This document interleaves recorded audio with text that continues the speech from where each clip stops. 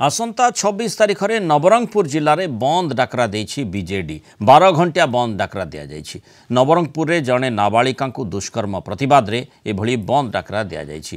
प्रधानमंत्री ओडिशा आसी आदिवासी मां ठारू खीरी खाउछंती। ता परदिन आदिवासी नाबालिका सह दुष्कर्म होउछि।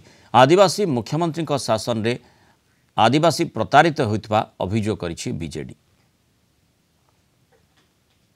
जो दल की शासन समय शासन काल समय आदिवासी मान को सबुठारु अधिका गुरुत्व दिया एवं तार गोटे ज्वलंत उदाहरण थिला स्वतंत्र उन्नयन परिषद जहाँ को सरकार बंद कर दी।